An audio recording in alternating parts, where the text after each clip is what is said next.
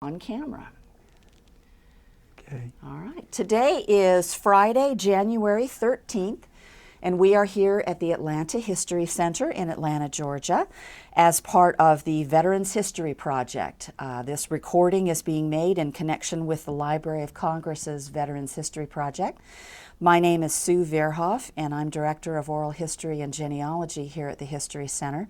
With me is Frank Luton. Frank is a volunteer here at the Atlanta History Center and a Vietnam War veteran. And we also have with us Mary Slider. And Mary's neighbor is our guest of honor here today, Vardry Lee Wilson. And Mr. Wilson is a Korean War veteran and a native of, I believe, you were born in Cherokee County. Yes, ma'am. Not in the house I live in now, but I was born there. A native of Cherokee County. And so Yes, he's ma'am. going to tell us a little bit today about his life and his experiences in the service. So, Mr. Wilson, if you would tell me your date and place of birth. I was born March the 14th, 1932 in Cherokee County. It's not the house I'm living in now, but it was a house just not too far away. We moved in the house I live in now in 34, which was, I was 2 years old, and it's now my home. After 82 years, I'm still in the same home I was raised up in. That's remarkable. Well, tell us a little bit about your growing up years, your family. Well, I was raised one of 7 children and raised up where I'm living now, and it was mostly just a row crop farming, raising cotton and, of course, corn and wheat and stuff where we needed to live on, because we furnished just about everything we ate back then. We had to grow it in our gardens, in our fields to produce. And always had a milk cow that we got our milk from, and then Daddy had a pair of mules that we used to till the farm, till the ground with, and raise a lot of the things that we lived on. We had to produce from our farm. About the only thing we really bought was maybe sugar and some of the things that we don't grow in that part of the country anymore. So it was a growing up days in a rural community, Echo Flat community of Cherokee County. And you are one of 7 children. Tell us about your brothers and sisters. Well, my oldest brother was born in January the 7th of 1931. And of course, I was born in March 14th of 32. And then my next brother was born on January the 1st of 1934. And then the next brother was born in September the 14th of 1936. And then the next brother was born in January the 9th of 1939. And then my baby brother was born in February the 20th of 1941, and my sister was born in April the 27th of 1943. So we was all a pretty close-knit family, all of our growing up time. And when we went to school, we walked to school because we didn't have no transportation, no school bus or anything then. The school was about 2 miles away from home, and so we walked back and forth. And sometimes on a rainy day, Daddy would hitch up the mules to the wagon and come pick us up in the wagon and bring us home, so we wouldn't have to walk in the rain. But most time we walked back and forth to school, and it was, I guess you call it a rough time in this day and modern age, but it was a great experience for us back then. And Did you help your dad on the farm? You said he was yes, a farmer. I started plowing the mule time I was 10 years old, because my oldest brother was very fragile and his health problems were bad. He had glucosamia bag put on his side when he was in the 7th grade. I don't remember exactly what year it was, but anyway, my younger brother and me caught him in the 7th grade.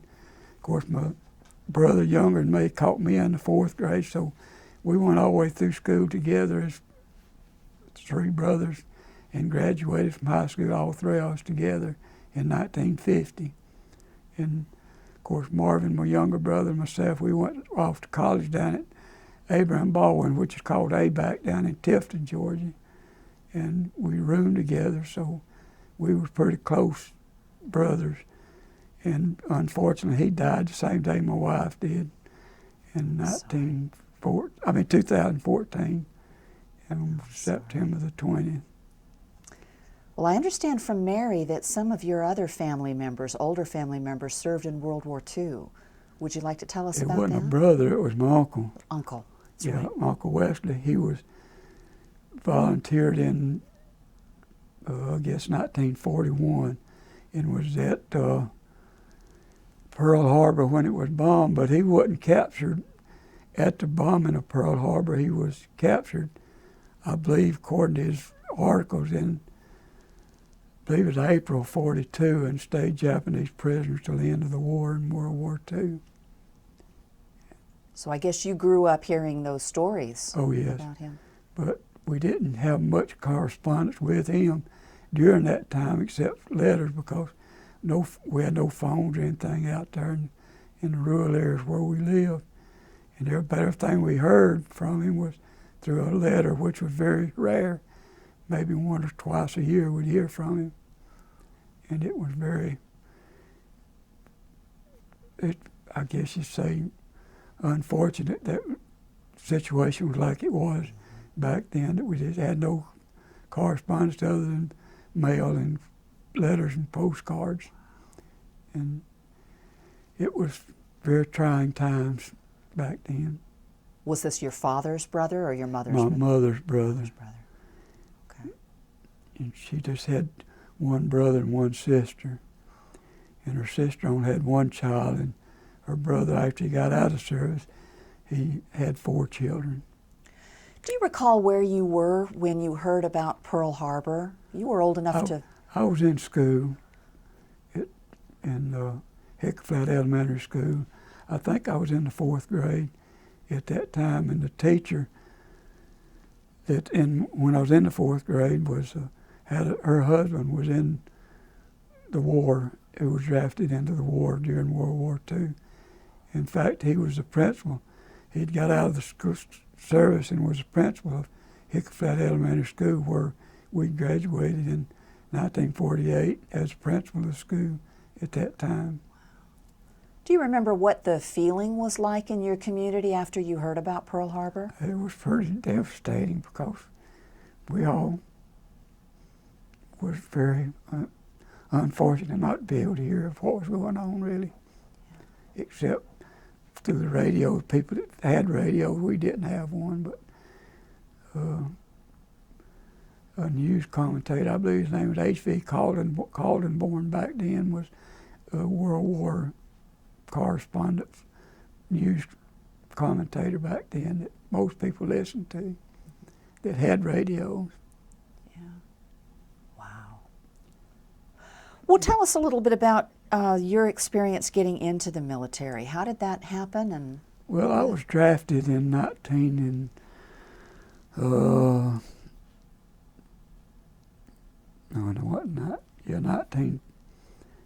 I can't remember. Mine went blank. 53? 53, in September of 1953. And I was drafted into the Army, which I've got a picture of me when I was in the, if you want to see the picture of me in my early days in my World War II, Korean War pictures, which I went to Fort Jackson, South Carolina for my basic and advanced training. And from there I went to Camp Gordon, or Fort Gordon now, and served down there for the rest of my time. Of course, we went on maneuvers a time or two to Fort, in Columbus, Georgia, Fort Benning, and served down there for a while in basic training, in advanced training down there. Let me ask you real quick, were you in college when you were drafted, or? Yes, ma'am. I was going to ABAC college when I was drafted. How did your family feel? Daddy didn't seem to mind it too much, but Mama didn't think too much of it. She kind of got downhearted, I guess you'd say, about it. But it all worked out because the war had actually already ended, according to the VFW calendar, in July the 27th, I believe. The Korean War had ended before I was drafted in September of 1953. Okay.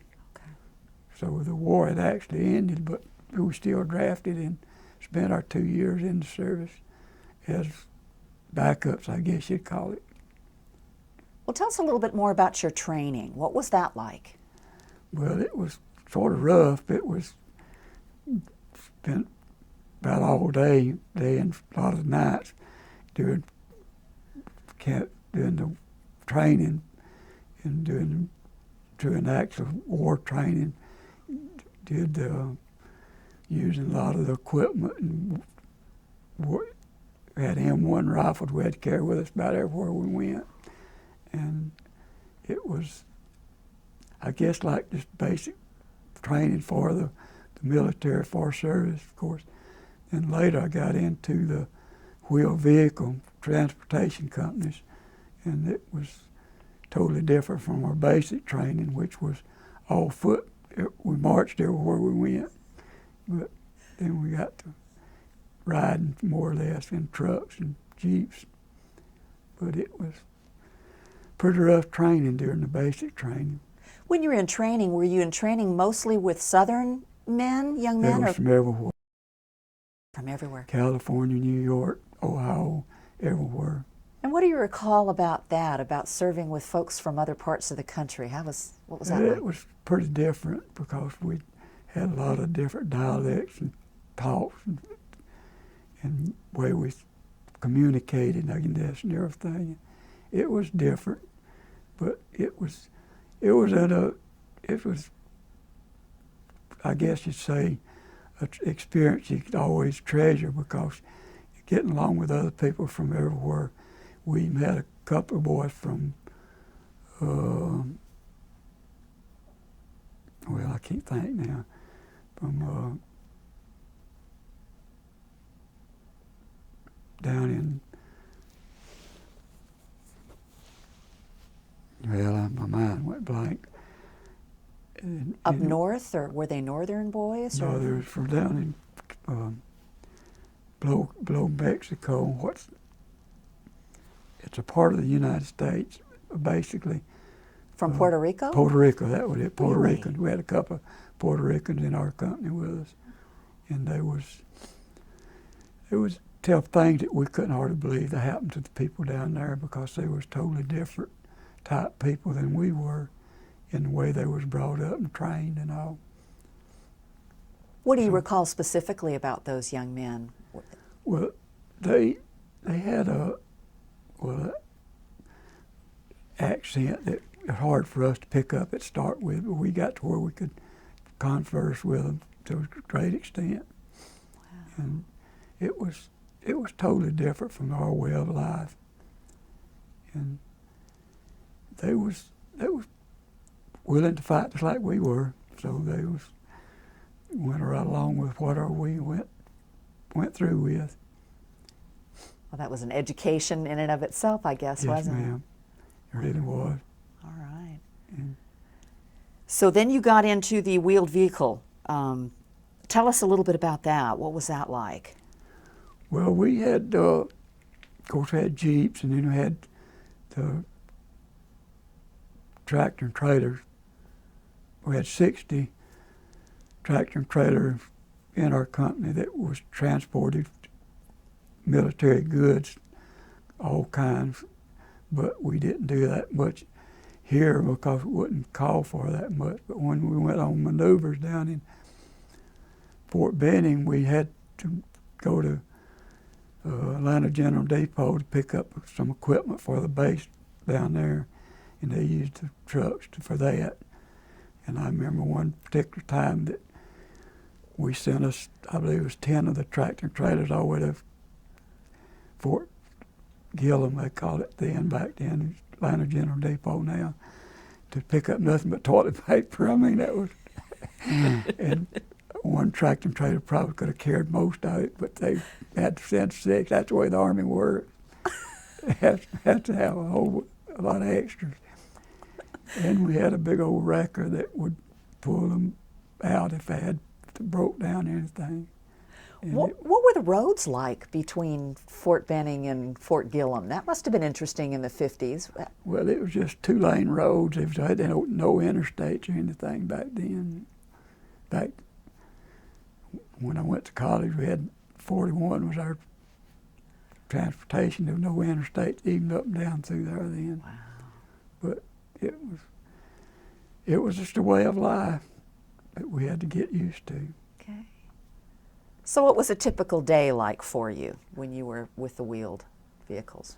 Well, we trained it just about all of our maintenance was doing the inspection of the brakes and transmissions. All of them was automatic transmission in the trucks. We had to make sure that they had the proper fluids and all in them and kept that checked out. And we were just more or less maintenance people they call us mechanics, but we didn't do much actual mechanicing as far as people think of mechanics today in time. And that's basically what we did. Okay. So you were at Fort Jackson in South Carolina for a while. Did you do the same? Was that training or was that? I was just in training over there. I didn't stay. We got it in the transportation. I was in Camp Gordon or Fort Gordon now. And that's where we got into the wheel vehicle mechanical end of it. Okay. All right.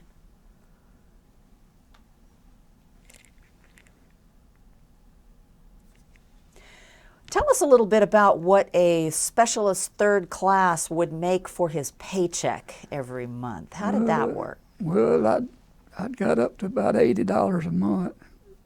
I started out about 65, and I'd got up. I think when I got it discharged, I was around $100 a month. So wow. it was pretty good pay.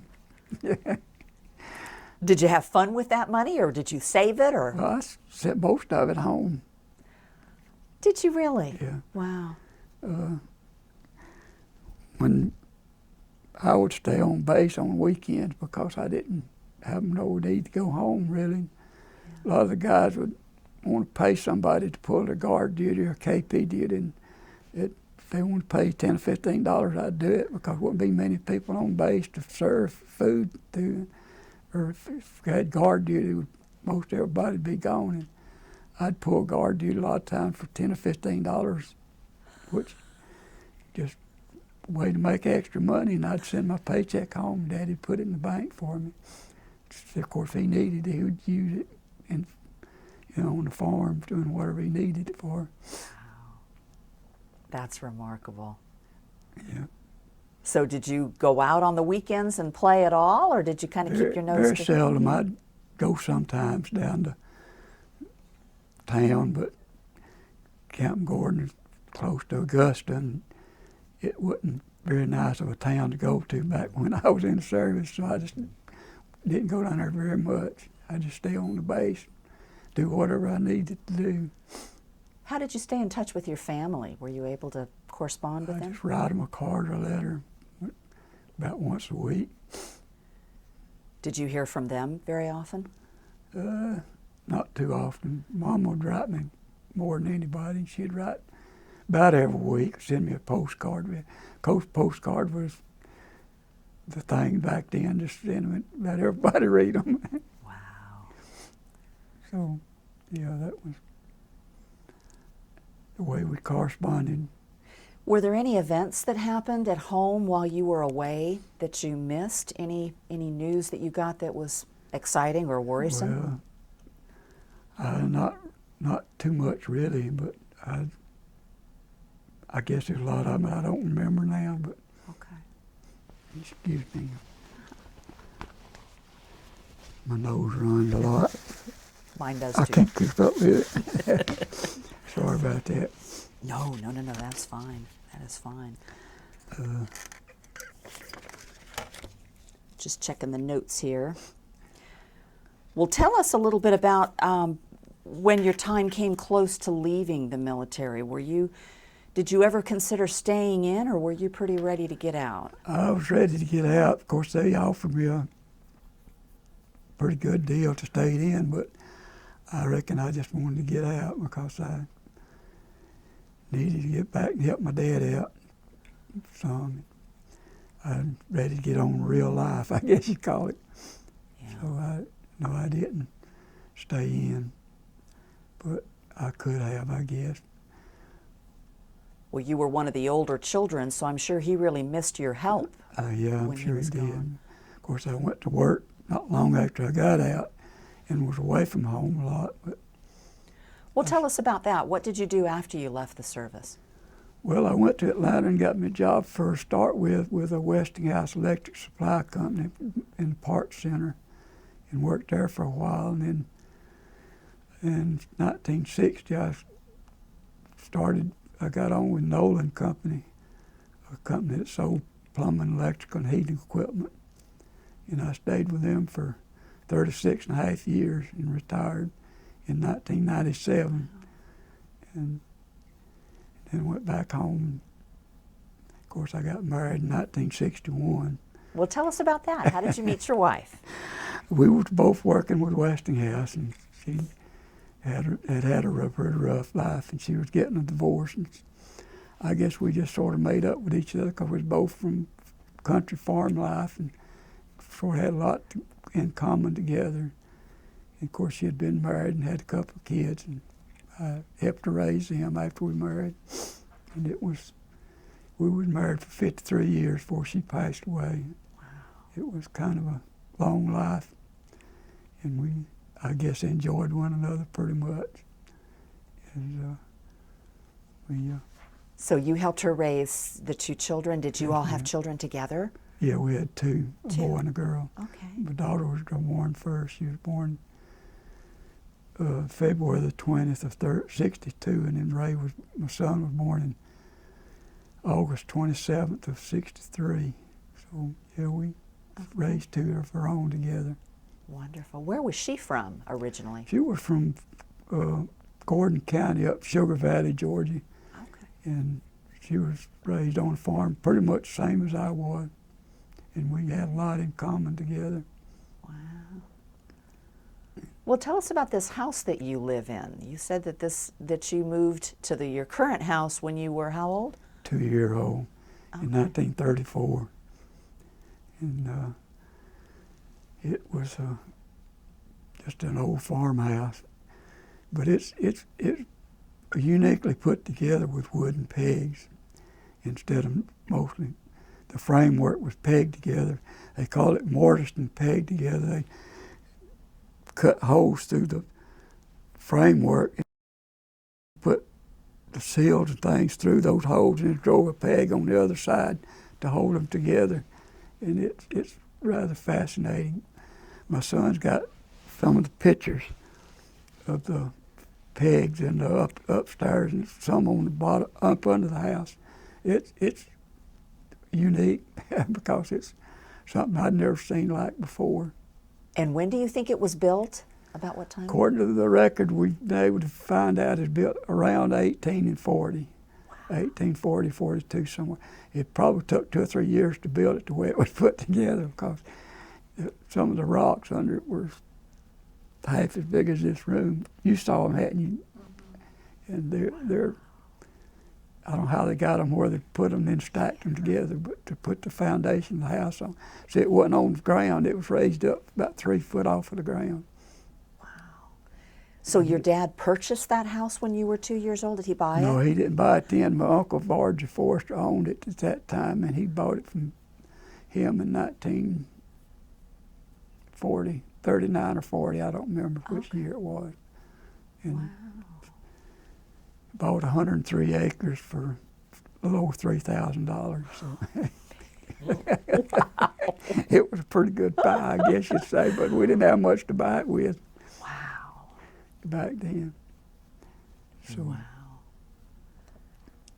So your parents lived in it all of their days until they passed away? Did they stay in the house? No, they didn't live there the first few years of their marriage because, see, I was born over on Thomas Road in a rental house where Dad and Mama lived at the time I was born. Then they moved down there in 1934, and they spent the rest of their lives. Well, most of it there, but in '66, when we bought that house back, me and my wife, they moved in the little house next door that Bob Goddard owns now. That was the Jim Walter house that my brother had built. And the mom and daddy said they wanted to get in a smaller house, and Gotcha. so they let us have we call it the bigger house. It's not all that big, but it's just a 6-room house, four rooms and hall in the basic what originally was built in 1840, and then the other rooms was built on later. Somebody said around 1900 was when the other 2 rooms they tore down the upstairs part of the house and built the 2 dining room, what we call the dining room and kitchen now. At that time, by I think it's one of Uncle Vardry's brothers had built it, the room onto it. So you're named after your Uncle Vardry, yes, ma'am. Right? Okay. I've got a picture.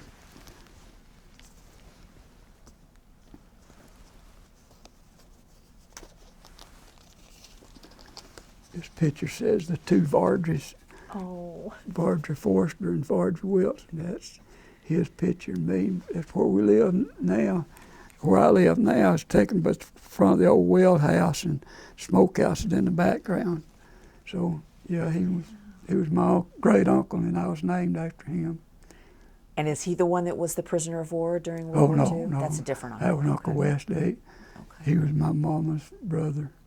Gotcha. But Uncle Barger, he was a Forster married into the Moore family, which owned the big 2-story house where Bob Goddard owns now.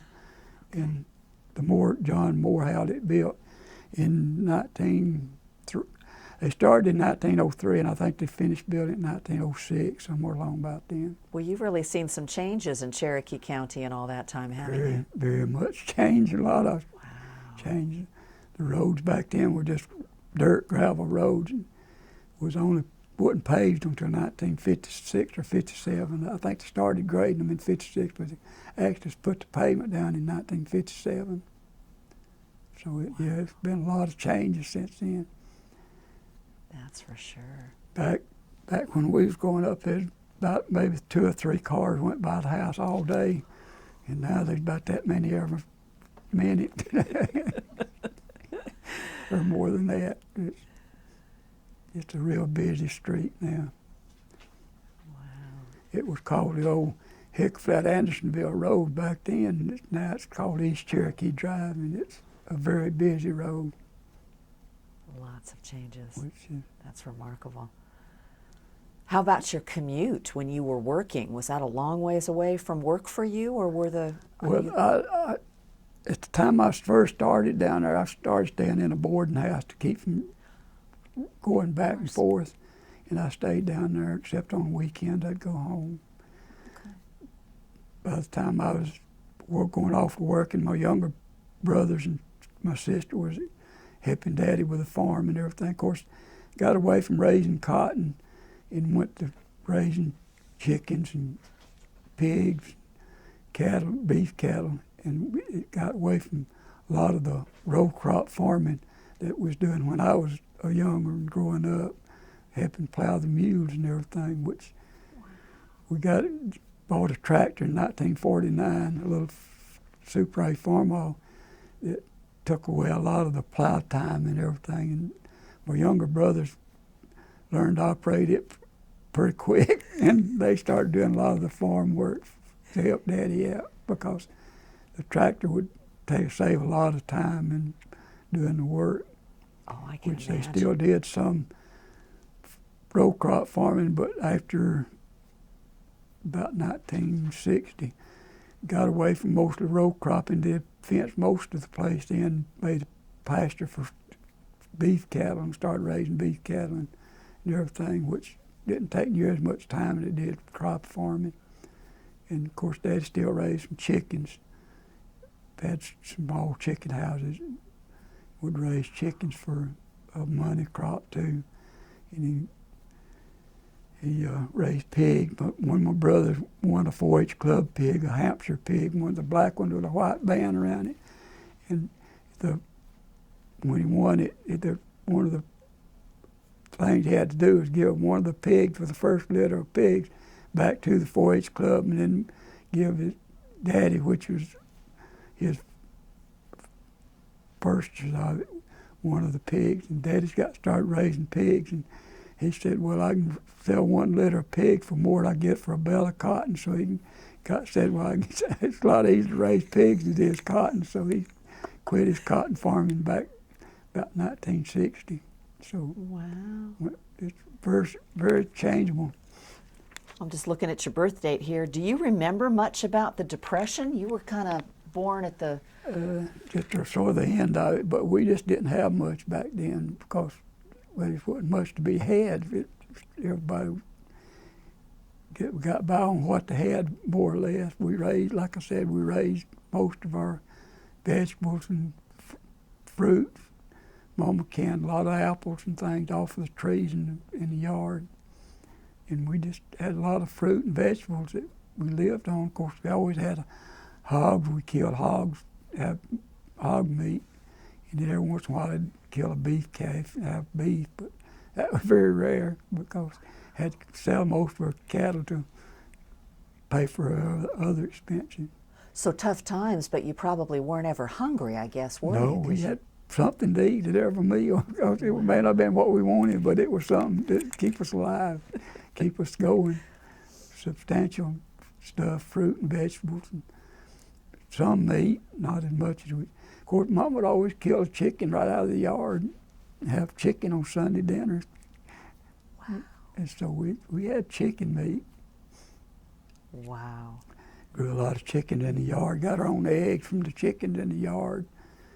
Had eggs. We had always had eggs and milk. We always had a milk cow or two, and chicken running on the yard that we got eggs from. So we didn't ever have to buy milk or eggs, stuff like that. We grew most all of it. And I guess you never really had to worry about Wall Street or business investments because that really didn't affect you anyway. No, it didn't. We didn't know what it was all about. Well, let me jump back to your military experience just for a minute. Do you feel like it affected your later life? How do you feel about your military experience? I think it gave me a lot of insight on what real life is because you know how to protect yourself and you know that you've got people looking out for you regardless of what's going on in your own life, which I learned a lot in my military, how to take care of yourself and a lot of respect. You learn a lot of respect in the Army life and how to, I guess you say, get along with people from every walk of life because there's people there from everywhere and all kind of livelihoods and you learn from each other. And I think it helps a lot in making your decisions on what to do in life. What would you say to young people today about military service? What would be your counsel? I would think that most of them would be beneficial, learn a lot of respect that we don't have too much in schools anymore. I don't like to bring that up, but as a custodian in school for about 12 years, I know that there's not much respect in a lot of the even kindergarten age kids anymore. Of course, there is some good kids. I don't run everybody down, but we do have some that say you just can't tell them what to do, and they let you know that, and that's not a good thing. And in military, you don't tell your sergeant what to do or anything. They tell you, and you go by it. When did you work for the elementary school? I forgot to ask you about that. Well, after I retired from Noland Company, I worked for I got out in 97, and it's 4 years I worked at Man's greenhouse planting herbs. Mostly I worked in the herb house. And that was just mostly during the winter months. And I'd make a garden and everything during the summer months. And that worked about 6 months out of the year at the greenhouse. And then he went out of business in 2001. And so I thought, well, I never had drawn any unemployment checks, so I went and signed up, and I think I drew 3 checks. And my sister was working at Hickey Flat as a custodian, and She said, they need a lot of custodians, especially subs. And I said, well, it'd probably be drawing unemployment checks. So the assistant principal up there talked to me and got me to come up there. And so 2002, January of 2002, I started being a custodian sub for Cherokee County. And I subbed for 5 years. And in 2007, assistant principal down at Johnson Elementary School asked me if I'd come full-time, so I worked from 2007 to 2014 as a full-time custodian at the school. And I got those pictures. You want me to show you them pictures? Let's see if I can get them out here. So you were working until you were Almost 82. Oh my gosh. This is the assistant principal. There we go. Good. Good. Yeah. Had my birthday put on the marquee board out in front of the school. That I was celebrating my 80th birthday as a custodian, and so they had it put in the papers. They had it put in.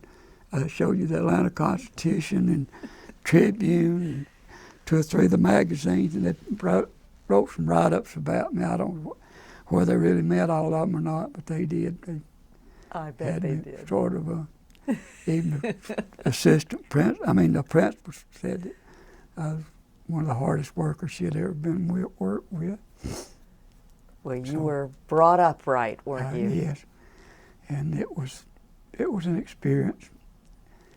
I enjoyed working with them. I would have stayed on, but I had to stop to take care of my wife. She got to where she couldn't take care of herself at all in January of 2014, so I had to retire at that time from the school. But I was still working full-time. Gotcha. I would have been 82 in March, and I had quit in January of 2014. Wow. So wow. I didn't have no choice. I mean, I could have hired somebody to stay with my wife, but I didn't want to. I wanted to be with her. Wow. So.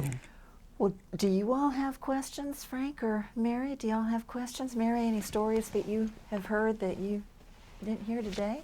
No, I just want to say that he still drives his tractor and farms. It's just amazing to me.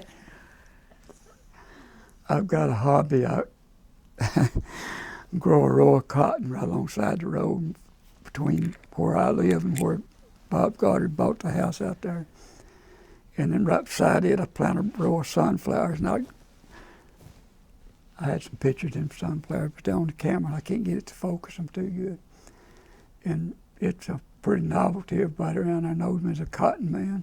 A lot of people come want to get some cotton. Sunflowers are my favorite flower. Yeah. I love seeing those grow. Yeah. So, wow. That grew some big ones. I've had some. Well, you have had a remarkable life. Thank you. I call it pretty remarkable. The Lord's really been good to me. He kept me going all these years. I had very little health problem. Well, Mr. Wilson, part of the purpose for this project is to kind of share with younger generations and upcoming generations what military service is and how it's informed people's lives. And I think you're a wonderful example of someone who put your head down and did what needed to be done and made a difference in your community and in the lives of your family. So we are grateful for your service. Well, thank you. I've enjoyed it. It's been a challenge, but it's been rewarding, I guess you'd call it, because I've enjoyed really all my work. And even my 2 years in the Army, I was blessed by knowing a lot of the people there after I got acquainted with them. Do you keep up with anybody that you knew in the military? No, I didn't. There's one guy, a Womack boy that lived in Alabama that I kept up with for a while, but he sort of got away, I guess. We kind of, after I got married and everything, we kind of went different directions, and I didn't keep up with him. Yeah, that happens a lot. Well, this is your opportunity to say anything you want to say, anything you want to get on camera for the record. Well, I just appreciate the opportunity to express myself and let people know that I have had a real good life, and a marriage of 53 years, which was, I call it sort of remarkable even in this day and time.